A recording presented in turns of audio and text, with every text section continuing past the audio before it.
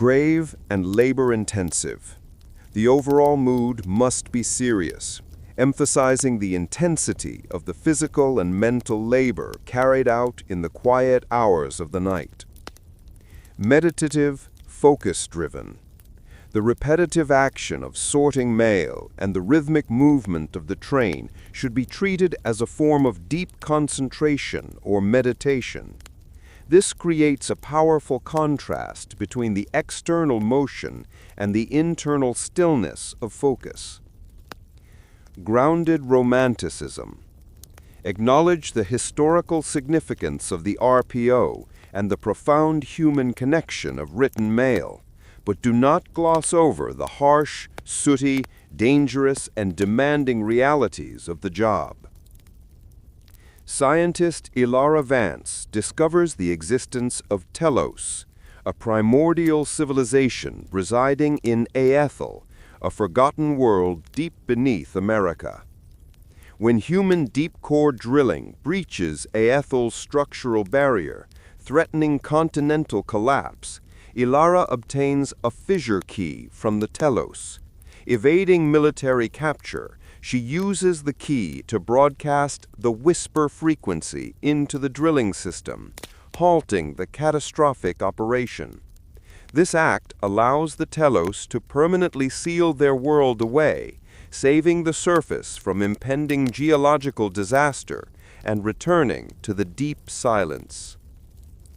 Do you have any other requests or need further assistance with the text or the story? The radio in Elara Vance's worn leather shoulder bag hadn't been silent in 15 years, but tonight, on a rusted fire escape 30 stories above the churning, unfeeling heart of New York City, it was playing a particularly malicious kind of static.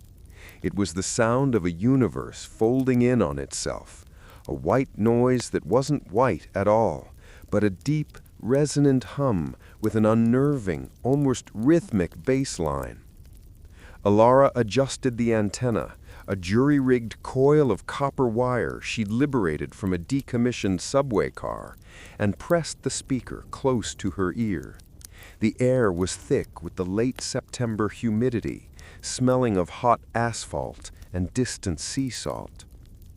Below, the relentless yellow tide of taxi headlights flowed, oblivious to the secret she was chasing. Elara was a rogue seismographer linguist, a title the funding-starved academic world had long since laughed out of existence. Her official work had ended years ago, after a disastrous, career-ending grant proposal to the National Science Foundation titled Acoustic Signatures of Subterranean Memory, Mapping the Forgotten World Beneath America. They called her a crank. They called her mad.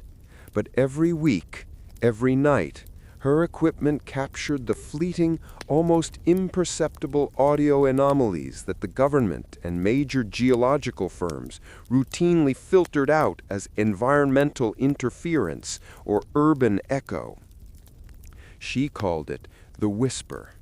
It wasn't a sound you heard with your ears. It was a frequency you felt in your teeth. A low, complex sonic signature that seemed to originate not from tectonic plates shifting, but from something far older, something singing within the bedrock. "Give me something, you stubborn piece of junk," Elara muttered, her breath misting the cool metal. The sound intensified. The rhythmic bass line, thump, thump, pause, thump, grew clearer, like a colossal buried heart beating out of sync with the modern world. Then a new layer of audio broke through the static, so faint, so structurally perfect, that her blood turned to ice. It was language, not English, not a dead earth tongue, but a collection of pure harmonic tones strung together with impossible precision. It sounded like a choir of mountain streams filtered through a million years of stone. It was a lament, a warning, or perhaps a chronicle, captured only by the sensitive, unfiltered sensors Elara had planted deep within the city's foundations. The whisper had found its voice. She fumbled for her digital recorder, her fingers trembling with a mix of fear and ultimate vindication. The display showed the frequency spike, 3.5 hertz, far below human hearing, yet there it was, an undeniable waveform. They are stirring, the forgotten paths, the silence breaks. Grave and labor-intensive. The overall mood must be serious, emphasizing the intensity of the physical and mental labor carried out in the quiet hours of the night. Meditative, focus-driven. The repetitive action of sorting mail and the rhythmic movement of the train should be treated as a form of deep concentration or meditation. This creates a powerful contrast between the external motion and the internal stillness of focus. Grounded romanticism. Acknowledge the historical significance of the RPO and the profound human connection of written mail, but do not gloss over the harsh, sooty, dangerous, and demanding realities of the job. She didn't understand the words, yet the emotional impact was devastating. It was the sound of colossal sorrow, of an epic-spanning struggle. Suddenly, the fire escape vibrated violently, not the smooth tremor of a subway train, but a sharp, localized shudder. The lights in the office tower across the street flickered, once, twice, and died, plunging an entire block into darkness. A distant, muffled siren wailed, immediately cut short, as if someone had slammed a door on it. The rhythmic thump below her feet became frantic.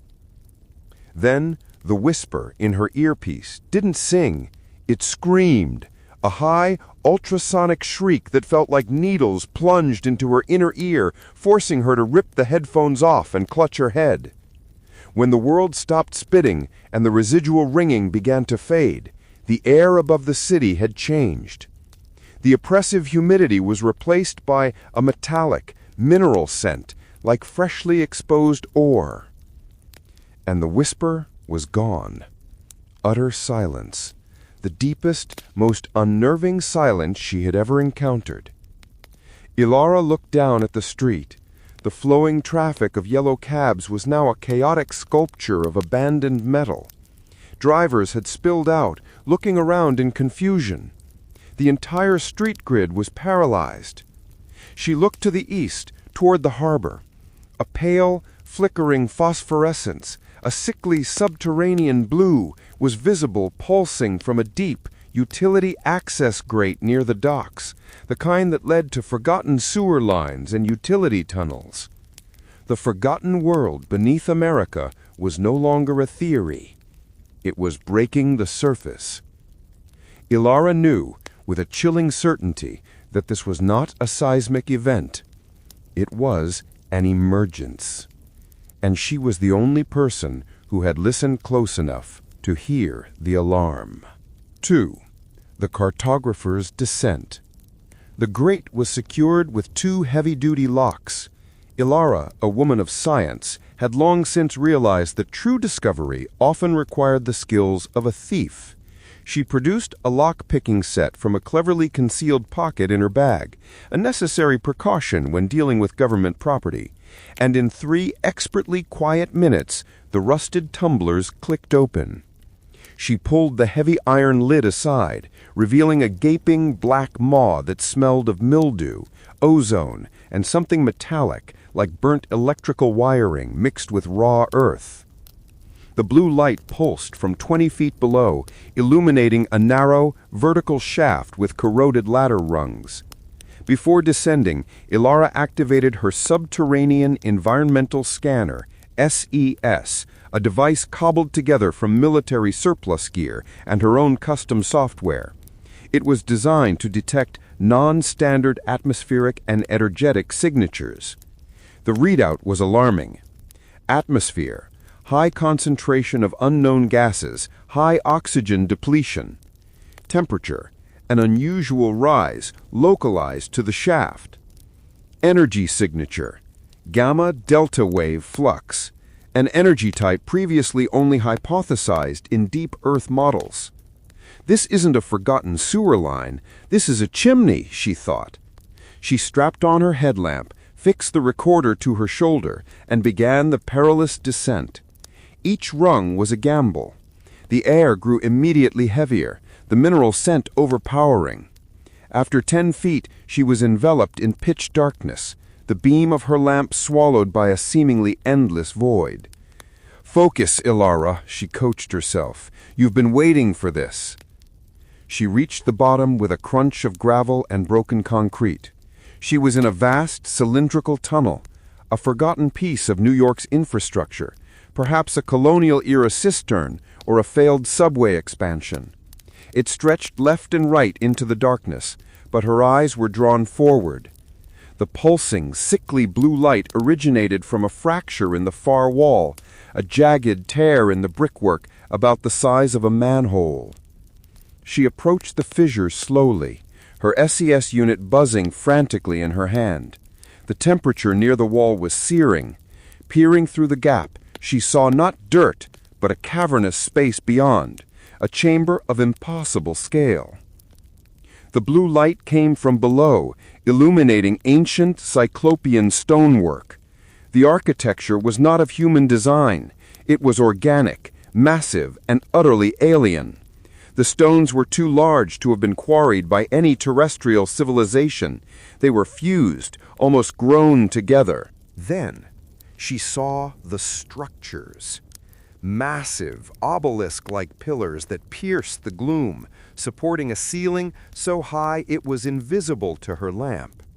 The surfaces of the pillars were covered in intricate carvings, not hieroglyphs or runes, but complex, swirling spirals that seemed to defy geometry. They pulsed faintly with that internal blue light. But what stunned Elara was the sheer age of the place. These weren't ruins. These were the foundations of a city, built on a scale that made modern human metropolises look like sandcastles. This was the forgotten world. She managed to squeeze through the opening, dropping into a small, rubble-strewn antechamber. Her boots crushed something brittle underfoot. She knelt, shining her lamp down. It was bone, not human, but massive, a section of a rib cage, fossilized and white, the size of a dinner plate. As she stood, her radio, which had been silent, cracked back to life. It wasn't the whisper this time, but a familiar, clipped government tone. "Re-establishing comms with Unit 3. Seismic event localized to New York grid, Sector Alpha. Source origin, D600 meters. Repeat, D600 meters. All surface access points are to be sealed under National Security Directive 7G. The voice was cold, professional, and entirely devoid of emotion. They knew, or at least they knew something was down here. National Security Directive 7G, Elara whispered. The deep containment protocol. She had always suspected it was real. Now she had confirmation. They weren't just filtering the sound, they were actively covering up its source. She had minutes, maybe less, before the main access shafts were completely sealed and her escape route became a tomb. The story was no longer about academic curiosity. It was about escape, and about understanding what the whisper had screamed. Elara moved deeper into the cavern, her light dancing over the monumental pillars. The air here was alive, humming with a palpable energy. Then she saw the gate. It was a perfectly circular archway carved into the bedrock wall of the cavern, shimmering with a faint iridescent light that was neither blue nor white, but a color found only in deep-sea creatures and nebula. And through the gate, she saw the true city. It wasn't a ruin. It was a civilization. Clean, angular spires of a pale obsidian-like rock rose to impossible heights. structures connected by bridges of pure solidified light. Water, not murky groundwater, but a crystal-clear, slow-moving river wound through the canyons of the city, its flow marked by bioluminescent flora. This was a world beneath the world, preserved in the colossal silence of the Earth's crust. As Elara watched, a figure moved across one of the light bridges. It was tall, slender, and moved with a fluidity that was distinctly non-human. Its skin was translucent, glowing with the same internal blue light as the ancient carvings. It paused, turning its head with impossible grace. Its eyes were enormous, black voids that seemed to swallow the light.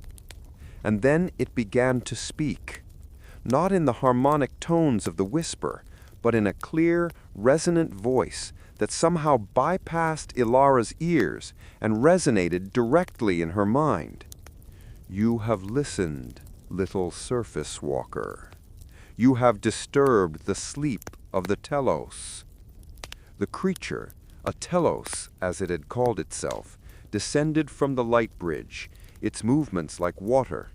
It stopped just before the gate, its translucent skin revealing an intricate lattice of silver light that functioned as its internal biology. Grave and labor-intensive, the overall mood must be serious, emphasizing the intensity of the physical and mental labor carried out in the quiet hours of the night. Meditative or focus-driven, the repetitive action of sorting mail and the rhythmic movement of the train should be treated as a form of deep concentration or meditation. This creates a powerful contrast between the external motion and the internal stillness of focus. Grounded romanticism. Acknowledge the historical significance of the RPO and the profound human connection of written mail, but do not gloss over the harsh, sooty, dangerous, and demanding realities of the job. "We are the root, the inheritors of the first silence," the Telos responded, the voice a balm in her mind. "Our city is Aethel. We built this world when your world was still hot clay and restless seas." The Telos gestured with a long, elegant hand toward the city beyond the gate. "When the continents began their long shift, we knew that the surface was a fragile, temporary place. We dove deep into the stable foundation. We built Aethel, the final home, powered by the geoenergy of the living earth. We chose the silence." "But the whisper," Elara said, her voice catching. "What is it? I've been hearing it for years. That sorrow." "The whisper is our chronicle. Our historians, the Ecolites, broadcast the collective memory of Aethel into the bedrock. It is a warning, a lament for the world we left, and a promise to remain hidden. We made a vow of absolute non-interference with the surface dwellers, the ephemerals, your kind."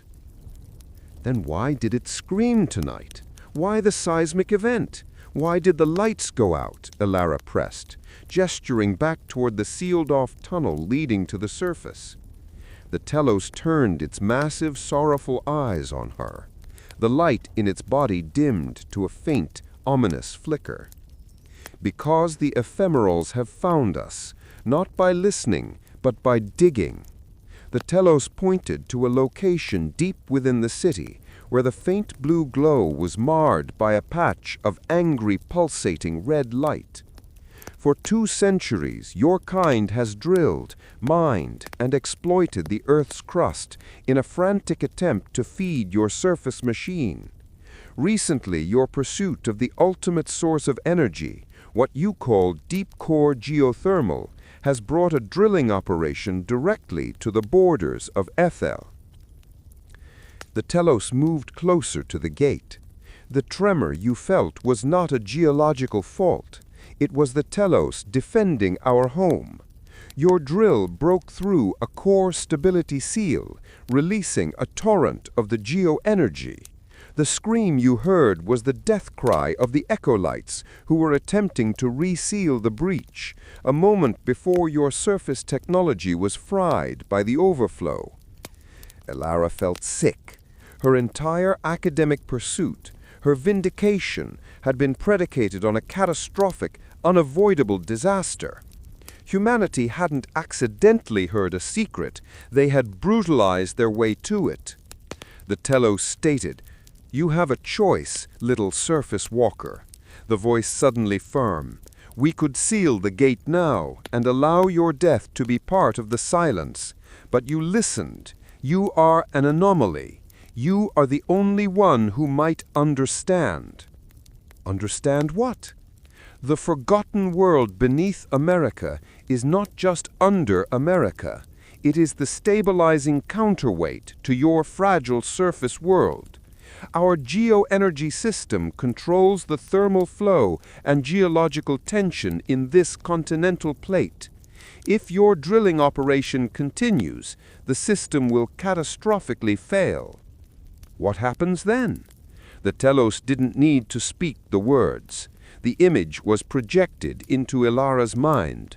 A vast continental-scale fracture, the collapse of the New York eastern seaboard, a chain reaction of devastating quakes, and a surface world rendered uninhabitable by volcanic activity and seismic upheaval. The Telos will survive, the Telos clarified. We are built for the deep. But the ephemerals, your cities, your civilizations will be undone. We have preserved the world for millennia by maintaining the silence. Now the silence is broken, and your only hope is to close the wound. The Telos held out its hand. In its palm, a small obsidian shard pulsed with the blue energy. This is a fissure key.